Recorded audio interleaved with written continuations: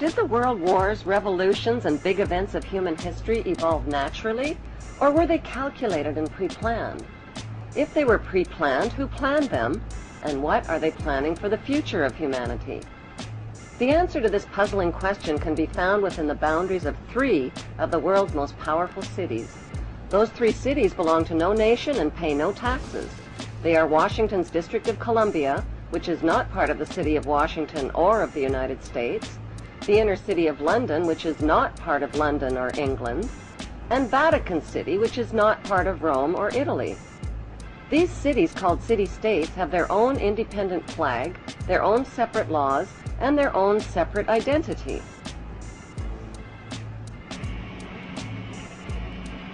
Vatican City is in fact a state, the smallest principality in the world. It lies on the banks of the Tiber, completely surrounded by the city of Rome. Its status as a separate state emerged from the Lateran Agreements of February 1929. It has its own newspaper, postal service, radio and television station, its own flag, and a population of about 1,000. The Vatican also has its own army of Swiss guards, and it even has its own prison.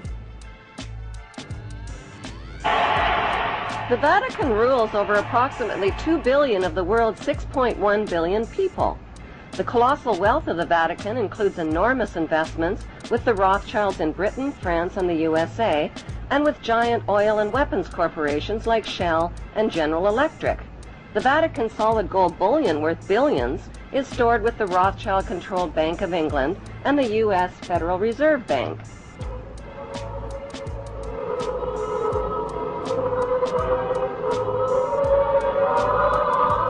The Catholic Church is the biggest financial power, wealth accumulator, and property owner in existence, possessing more material wealth than any bank, corporation, giant trust, or government anywhere on the globe.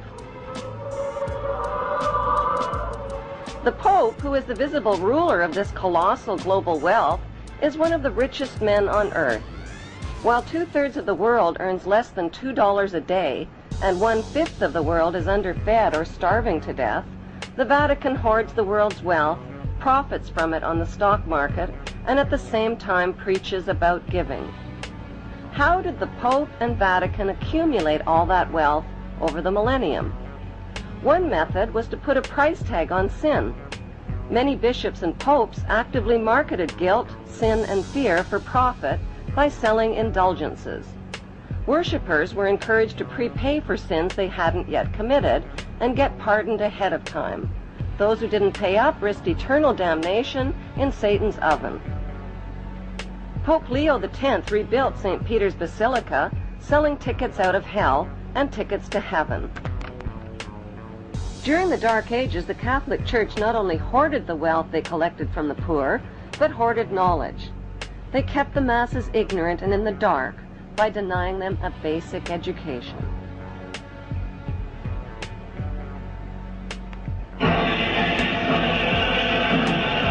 More than 60,000 armed Christians were on their way to reclaim Jerusalem from the infidel.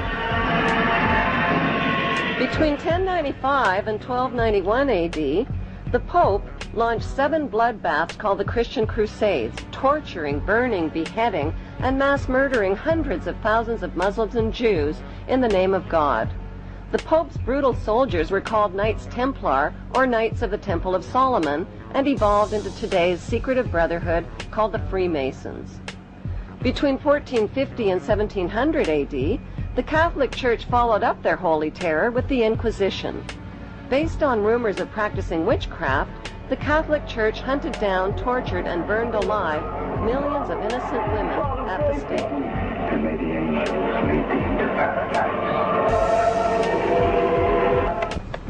During World War II, the Vatican was criticized for supporting Hitler and his Nazi regime. To this day, the Vatican is still under investigation for plundering Nazi gold from the Swiss bank accounts of Jewish Holocaust victims.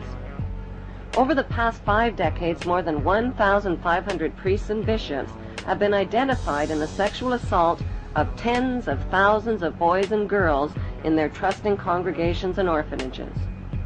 Why is this filthy rich institution preaching spiritual values of poverty and chastity while cardinals, bishops, and priests cover up their crimes of sexual abuse? Why has the Church fought and resisted the compensation claims of their sexually, emotionally, and spiritually traumatized victims? Like Vatican City, London's inner city is also a privately owned corporation or city-state, located right smack in the heart of Greater London. It became a sovereign state in 1694 when King William III of Orange privatized and turned the Bank of England over to the bankers. By 1812, Nathan Rothschild crashed the English stock market and scammed control of the Bank of England. Today, the city-state of London is the world's financial power center and the wealthiest square mile on the face of the earth. It houses the Rothschild-controlled Bank of England, Lloyd's of London, the London Stock Exchange, all British banks, the branch offices of 385 foreign banks, and 70 U.S. banks. It has its own courts, its own laws, its own flag, and its own police force. It's not part of Greater London or England or the British Commonwealth and pays no taxes. The city-state of London houses Fleet Street's newspaper and publishing monopolies. It is also the headquarters for worldwide English Freemasonry and headquarters for the worldwide money cartel known as the Crown. Contrary to popular belief, the Crown is not the royal family or the British monarch. The Crown is the private corporate city-state of London. It has a council of 12 members who rule the corporation under a mayor called the Lord Mayor. The Lord Mayor and his 12-member council serve as proxies or representatives who sit in for 13 of the world's wealthiest, most powerful banking families. This ring of 13 ruling families includes the Rothschild family, the Warburg family, the Oppenheimer family, and the Schiff family. These families and their descendants run the Crown Corporation of London. The Crown Corporation holds the title to worldwide Crown land in Crown colonies like Canada, Australia, and New Zealand. The British Parliament and the British Prime Minister serve as a public front for the hidden power of these ruling Crown families.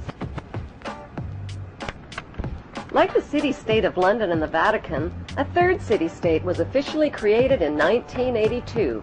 That city-state is called the District of Columbia and is located on 10 square miles of land in the heart of Washington.